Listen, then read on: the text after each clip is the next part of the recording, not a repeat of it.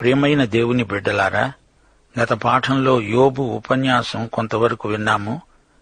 దేవుడు నిర్ణయించిన ప్రమాణాల మేరకు అతడు మంచివాడే. ప్రతిరోజు బలులర్పించాడు. తన సంతానం పక్షాన దేవునికి విజ్ఞాపనలు చేశాడు. కాని తన పక్షాన బలులు అర్పించటం మర్చిపోయాడు. అది వేరే సంగతి. అతడు ధనధాన్య సమృద్ధి గలవాడు. మత సంబంధమైన కార్యక్రమాలన్నీ చక్కగా నిర్వహించాడు. అతడేమీ వేషధారి కాడు. స్నేహితులు అతణ్ణి అపార్థం చేసుకున్నారు. యోబు నిస్సందేహంగా భక్తుడు, దేవుని బిడ్డ, పాత నిబంధన విశ్వాసి, ఆత్మయందు తీవ్రత గలవాడు. అతని గిన్నె నిండి పొర్లిపారింది. అలాంటప్పుడు అతనికి ఎందుకు శ్రమలొచ్చాయి? ఇది ఒక జటిల సమస్య. ఇది విచిత్రమైన సమస్య. యోనాను మింగివేసిన చేప మనకు విచిత్రమనిపిస్తే, యోబును బాధపెట్టిన శ్రమలు కూడా విచిత్ర మర్మమే. ఈ సమస్య యోబుకు యెహోవాకు మధ్య ప్రవర్తిల్లింది. సైతాను కూడా దీనికి సంబంధించిన వాడు కాడుగాని దేవుడు అతణ్ణి పరీక్షలో వాడుకున్నాడు. అసలు సమస్య యోబే. యోబుకు తానెవరో నిజంగా తెలుసునా? తనను తాను తెలుసుకోవాలి. అతనిలో స్వనీతి అంకురం ఉంది. తనను తాను అభినందించుకుంటున్నాడు. అహంభావాన్ని దేవుడు శిక్షిస్తాడు. ఇప్పుడు మనం యోబు గ్రంథం 29వ అధ్యాయంలోకి వస్తున్నాము. ముందుగా బాలలకు ఒక చిన్ని కథ చెప్తాను. 2 పిల్లలున్నారు. వారిద్దరికీ ప్రత్యేక సమస్యలున్నాయి. మొదటి పిల్లవాడిని ఒక ఆయన దత్తు చేసుకున్నాడు. దత్తస్వీకారం జరిగింది. గెజెట్లో వేశారు కూడా. దత్తు తెచ్చుకున్న ఈ పిల్లవాడిని అతడు ఎంతో గారాబంగా ప్రేమతో పెంచుకుంటున్నాడు. ఆ పిల్లవాడు బడికి వెళ్లి చదువుకుంటున్నాడు. అయితే తోటి విద్యార్థులు అంటున్నారు, మాకు మా స్వంత తండ్రులున్నారు. మేము మా తల్లిదండ్రులు కన్న పిల్లలం. అయితే నీవు దత్తు వచ్చిన పిల్లాడివి. ఈ మాటలకు ఆ పిల్లవాడి మనస్సు ఎంతో నొచ్చుకున్నది. అతనికి ఒక బోధకుడు సలహా చెప్పాడు.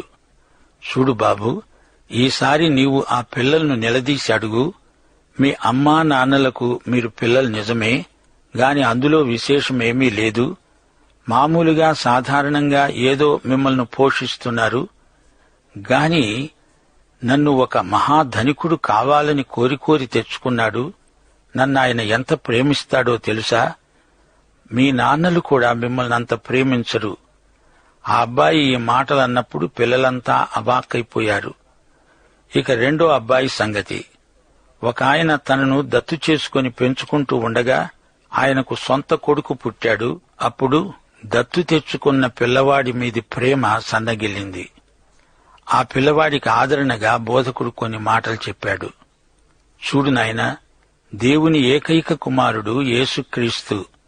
అయితే దేవుడు నిన్ను నన్ను తన కుటుంబంలోకి దత్తు తెచ్చుకున్నా మనల్ని యేసుక్రీస్తుతో సమానంగా ప్రేమిస్తున్నాడు. బాలలు చూచారా?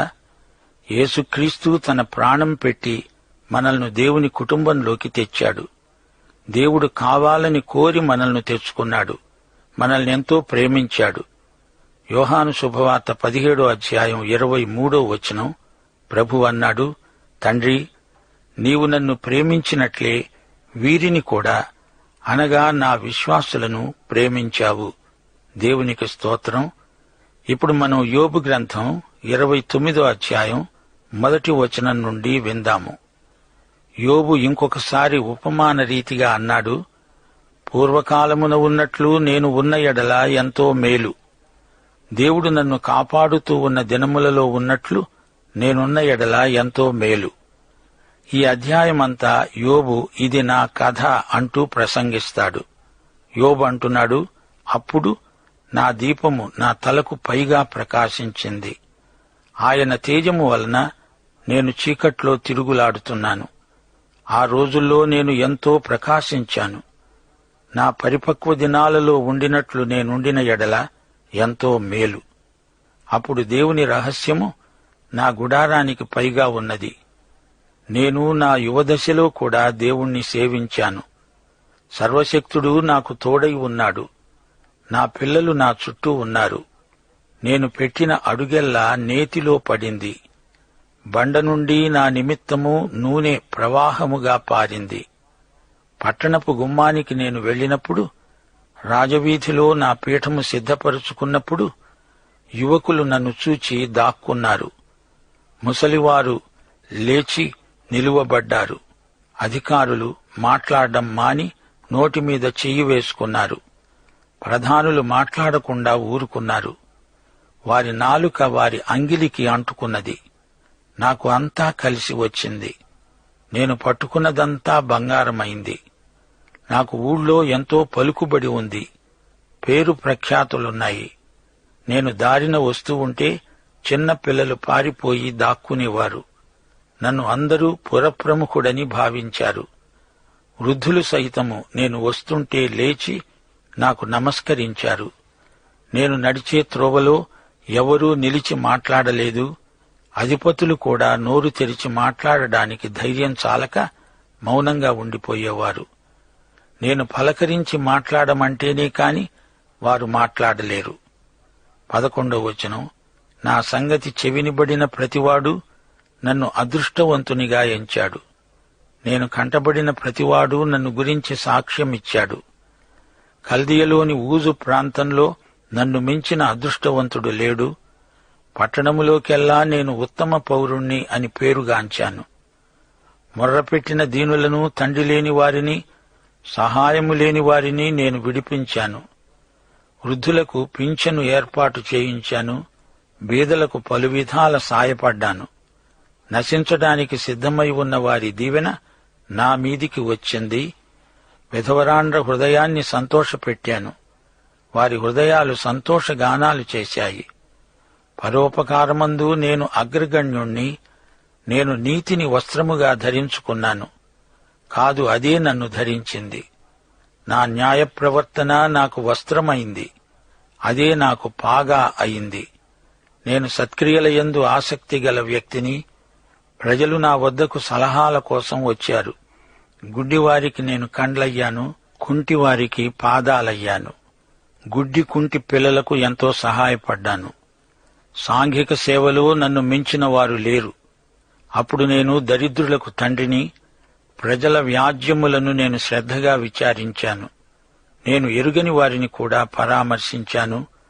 వ్యాజ్యాన్ని జాగ్రత్తగా పరిశోధించి ప్రజలకు న్యాయం జరిగేలా చూచాను. దుర్మార్గుల దవడ పండ్లను ఓడగొట్టాను. వారి పళ్లలో నుండి దోపుడు సొమ్మును లాగివేశాను. శాంతి భద్రతలను పరిరక్షించాను. ప్రజల ఆస్తిపాస్తులను దుర్మార్గుల దోపిడికి గురి కాకుండా కాపాడాను. నేననుకున్నాను, నా గూటి వద్దనే నేను చస్తాను. హంసవలె నేను దీర్ఘాయువు గలవాణ్ణి అవుతాను. నా వేళ్ల చుట్టూ నీళ్లు వ్యాపిస్తాయి. మంచు నా కొమ్మల మీద నిలుస్తుంది. నాకు ఎడతెగని ఘనత కలుగుతుంది. నా చేతిలో నా విల్లు ఎల్లప్పుడూ బలముగా ఉంటుంది. వృద్ధాప్యంలో నిశ్చింతగా ఉంటాననుకున్నాను. ఇసుక రేణువుల్లాగా నా బ్రతుకు రోజులు అసంఖ్యాకములనుకున్నాను. నాకు మంచి కుటుంబం ఉంది, మంచి ఆరోగ్యముంది, నాకు సకల ఐశ్వర్యాలు ఉన్నాయి. 21వ వచనం, మనుష్యులు నాకు చెవియొగ్గి నా కోసమని కాచుకొని ఉండేవారు. నా ఆలోచన వినాలని మౌనముగా ఉండేవారు. నేను మాట్లాడిన తరువాత వారు మారుమాట పలకలేదు. గుత్తులు గుత్తులుగా నా మాటలు వారి మీద పడ్డాయి. వర్షము కోసమై కనిపెట్టినట్లు వారు నా కోసం కనిపెట్టుకున్నారు. కడవరి వాన కోసం వెడల్పుగా నోరు తెరుచుకున్నారు. అందరూ నా సలహాలను, సంప్రదింపులను కోరారు. ప్రతి వ్యవహారంలో నా అభిప్రాయమేమిటో తెలుసుకునేవారు. గొప్ప న్యాయాధిపతులు కూడా నన్ను సంప్రదించకుండా తీర్పు చెప్పేవారు కారు. నా కీర్తి, నా పేరు ప్రతిష్టలు దేశమంతటా ఎరగని వారు లేరు. నా మాటను జవదాటే వారెవరూ లేరు. వారు ఆశారహితులై ఉండగా వారిని దయగా చూచి చిరునవ్వు నవ్వాను. నా ముఖప్రకాశం లేకుండా వారేమీ చేయలేకపోయారు. నేను వారికి పెద్దనై కూర్చుండి వారికి మార్గములను ఏర్పరిచాను.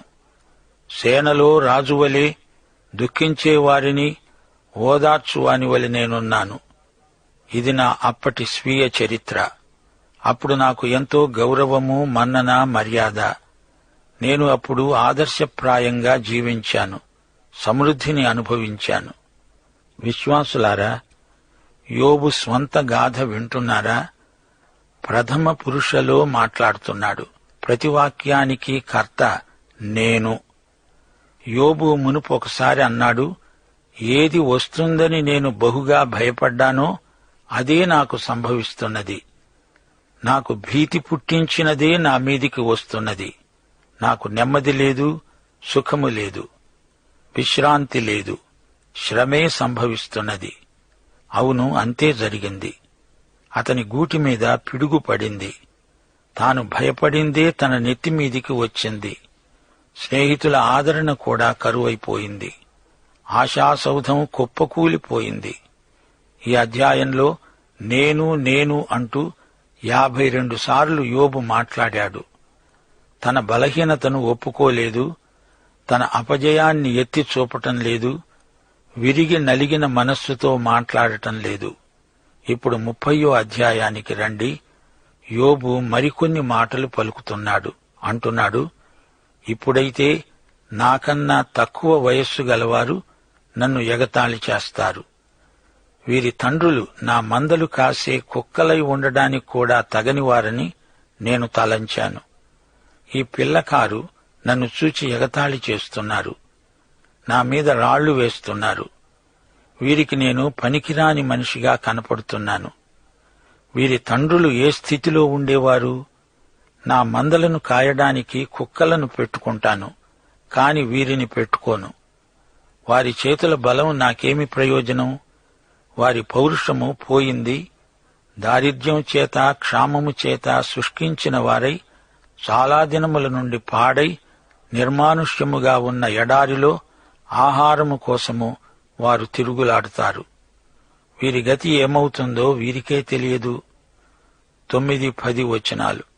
అట్టివారు ఇప్పుడు నన్ను గురించి పదాలు పాడతారా? నేను వారి సామెతకు ఆస్పదమైపోయాను. వారు నన్ను అసహ్యించుకుంటారు, నా వద్ద నుండి దూరంగా పోతారు. నన్ను చూచినప్పుడు ఉమ్మివేయక మానరు. నన్ను గురించి తమాషాగా కబుర్లాడుతున్నారు, హాస్యోక్తులు పలుకుతున్నారు. వీరికి నేను వెర్రివానిలా కనబడుతున్నాను. విశ్వాసులారా, వింటున్నారా? ఇది వరస. ఇంతవరకు తానెంత గొప్పవాడో చెప్పుకున్నాడు. ఇప్పుడు తన దయనీయమైన పరిస్థితి కోసం ప్రజల సానుభూతిని అభ్యర్థిస్తున్నాడు. ఇందులో ఎవరిది తప్పు? ఎవరి మీద నింద వెయ్యాలి? తప్పు దేవునిదా? యోబు ఏమి మాట్లాడుతున్నాడు? ఆ మాటకొస్తే ఈ రోజున కూడా చాలామంది క్రైస్తవులు ఇలాగే మాట్లాడతారు. దేవుణ్ణి ఒక చెంప స్తుతిస్తారు, మరో చెంప నిందిస్తారు. ఒకప్పుడు దేవుడు నన్ను వాడుకున్నాడు, నేనెన్నో ఘనకార్యాలు చేశాను, ఇప్పుడు నా పరిస్థితి చూడండి అంటూ గగ్గోలు పెడతారు. ప్రియ విశ్వాసీ, మన పరిస్థితులు ఎలా ఉన్నా దేవుడు మంచివాడు కాక తప్పదు. ఉత్తరోత్తరా మనకు మేలు కలగడానికి దేవుడు మనల్ని శ్రమపడనిస్తున్నాడు. యోబు 30వ అధ్యాయం 31వ వచనంలో అంటున్నాడు, నా స్వరమండలము దుఃఖస్వరమిస్తున్నది, నా పిల్లన గ్రోవి రోదన శబ్దము ఎత్తుతున్నది. ఇది యోబు వీణ మీటుతున్నాడు. అందులో నుండి శోకస్వరం వెలువడుతుంది. అతని స్వరం విషాదం. అతనిది ఒక విషాద గీతం. అతడు ప్రజల సానుభూతిని కోరుతున్నాడు. యోబులో ఇంతవరకు విరిగి నలిగిన మనస్సు కలగటం లేదు. అతనిలో గర్వం తలెత్తుతున్నది. తనను చూచుకొని తాను జాలిపడుతున్నాడు. లూసిఫరు పరలోకము నుండి పడిపోవడానికి గర్వమే కారణం. గర్విష్ఠి అయిన సైతాను ఆదాము హవ్వలు పడిపోవడానికి కారణమయ్యాడు. మానవుని హృదయాన్ని తినివేసే కొరుకుడు పుండే గర్వం. విశ్వాసులారా, మీ హృదయాలలో కొంచెమో గొప్పో గర్వం ఉన్నదేమో పరీక్ష చేసుకోండి. ఆత్మ పరీక్ష మనందరికీ ఎంతో అవసరం. దేవుడు తన బిడ్డలను ప్రేమించని పరిస్థితి ఎన్నడూ కలగదు. ఆయన శిక్షలో కూడా మనము ఆయన ప్రేమను చవిచూడగలం. యాకోబు పత్రిక 1వ అధ్యాయం 27వ వచనం మనము ఎన్నటికీ మరచిపోకూడని వచనం. ఇహలోక మాలిన్యము మనకు అంటకుండా జాగ్రత్తగా బ్రతకాలి. మత్తయి శుభవార్త 26వ అధ్యాయం 67వ వచనం. యేసు ప్రభువు శిలువ మీద వ్రేలాడుతూ ఉండగా ఆయనను అవమానపరిచారు. ఆయన ముఖం మీద ఉమ్మివేసి ఆయనను గుద్దారు. యేసు ప్రభువు తనను హింసించిన వారి నిమిత్తము ప్రార్థిస్తూ వారిని క్షమించుమని తండ్రిని వేడుకున్నాడు. ప్రియ విశ్వాసులారా, పాత నిబంధనలో గాని క్రొత్త నిబంధనలో కాని దేవుని బిడ్డలు పడిన శ్రమలు వారు పొందబోయే మహిమ ఎదట ఎన్నతగినవి కావు. యోబు తన గత జీవితాన్ని గురించి అంత ఘనంగా దేవునికి చెప్పవలసిన అవసరం లేదు. తనను హింసించే వారిని అంత విమర్శించనక్కర్లేదు. యోబు శరీరమే కాదు, అతని ఆత్మలో కూడా చెప్పరాని బాధ అతణ్ణి అట్టిట్టు చేసింది. 25వ వచనంలో అన్నాడు, బాధలో ఉన్న వారి నిమిత్తము నేను ఏడవలేదా? దరిద్రుల నిమిత్తము నేను దుఃఖించాను. నాకు మేలు కలుగుతుందని ఆశించుకొనగా నాకు కీడే సంభవించింది. వెలుగు నిమిత్తము కనిపెట్టగా చీకటి నాకు కలిగింది. నా ప్రేగులు మానక మండుతున్నాయి. అపాయ దినాలు నన్ను ఎదుర్కొన్నాయి. సూర్యుని ప్రకాశం లేకుండా వ్యాకుల పడుతూ నేను సంచరిస్తున్నాను. నా చర్మము నల్లబడి నా మీది నుండి ఊడిపోతున్నది. కాక వలన నా ఎముకలు ఎండిపోయాయి. విశ్వాసులారా, యోబు బాధ వర్ణనాతీతం.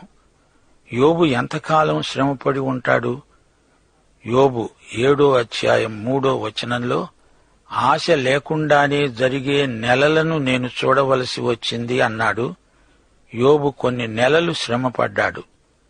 ఒకప్పుడు ప్రజల మధ్య ఎంతో గౌరవింపబడిన వ్యక్తి ఇప్పుడు బాధామధ్యంలో దుఃఖిస్తున్నాడు. ప్రజల సానుభూతిని ఆశిస్తున్నాడు. విశ్వాసులారా, వింటున్నారా? యోబు తన వెనుకటి రోజుల్లో తాను పొందిన సుఖాన్ని జ్ఞాపకం చేసుకుంటూ ఇప్పటి పరిస్థితితో దాన్ని పోల్చుకొని మరీ బాధపడుతున్నాడు. తన గడియారపు ముళ్ళును వెనక్కు తిప్పుతున్నాడు. ఇలా చేయటంలో అతని స్వాతిశయం దెబ్బతిన్న మనస్సు ద్యోతకమవుతున్నది. ఇంతకు యోబుకు కావలసిందేమిటి? హాయిగా బ్రతకటం కంటే పరిశుద్ధత ముఖ్యం కాదా? ఇందులో మరొక తిరకాసు ఉంది. మునుపు తాను పొందిన ఆశీర్వాదాలు ఇప్పటి శ్రమలకు అవసరమైన ఆత్మబలం కలిగించి ఉంటే దేవునికి ఎంతో మహిమ చేకూరేది కదా. వెనుకటి ఆశీర్వాదాలు ఇప్పటి శ్రమలకు మనల్ని సిద్ధపరచాలి. మన గత జీవితం ఒక జ్ఞాపకం మాత్రమే కాదు, అది మనకు పరిచర్య చేస్తుంది. ఈ రోజు గతించిపోతుంది, రేపటికి ఈ రోజు నిన్న అవుతుంది. గనుక మనమేమి చెయ్యాలి? ఈ రోజును వాడుకొని ప్రభువునందు రేపటి కొరకై సిద్ధపడాలి. మన జీవితం నేటి సుఖభోగాల కోసం కాదు, నిత్యత్వం కోసం మన జీవితం పెట్టుబడి పెట్టాలి. అయితే యోబు చేసిన పనేమిటి? ఇప్పటి కష్టాలను ఏకరువు పెట్టి బాధపడుతున్నాడు. బాధ భరించలేకపోతున్నాడు. దేవుడు తనను విడిచిపెట్టాడా? నిరీక్షణ గతించిందా? ఎంత బాధపడ్డా గతకాలం తిరిగి రాదు. ప్రస్తుతాన్ని భరించాలి, భవిష్యత్తును ఎదుర్కోవాలి. యేసు ప్రభు భరించిన శ్రమలను తలంచుకోవాలి. కీర్తనలు 22 వచనం 15 యేసు ప్రభువు ఏమన్నాడు? నా బలము ఎండిపోయి చిల్ల పెంకువలె అయింది. నా నాలుక నా దవడను అంటుకొని ఉన్నది. ఇప్పుడు చెప్పండి, మన శ్రమలు ఏపాటివి? నిన్న నేడు సదాకాలము ప్రభువు మనల్ని ఆదుకునేవాడు. హెబ్రీ పత్రిక 13వ అధ్యాయం 8వ వచనం మరిచిపోవద్దు. యేసుక్రీస్తు నిన్న నేడు ఒక్కటే రీతిగా ఉన్నాడు. అవును, యుగయుగములకు ఒకటే రీతిగా ఉంటాడు. వెనుకటి మంచి రోజులు స్మరించుకుంటున్నావా? మంచి రోజులని కాదు, అది దేవుని కృప అని గుర్తించు. భవిష్యత్తు కోసం ఆయన యందు విశ్వాసముంచు. కీర్తన 77 1-12 వచనం వరకు చక్కని వాక్య భాగం. తొల్లిటి దినములను పూర్వకాల సంవత్సరాలను నేను మనస్సునకు తెచ్చుకుంటాను. దేవా, నీ క్రియలను నేను ధ్యానిస్తాను. పాఠం ఇంతటితో సమాప్తం.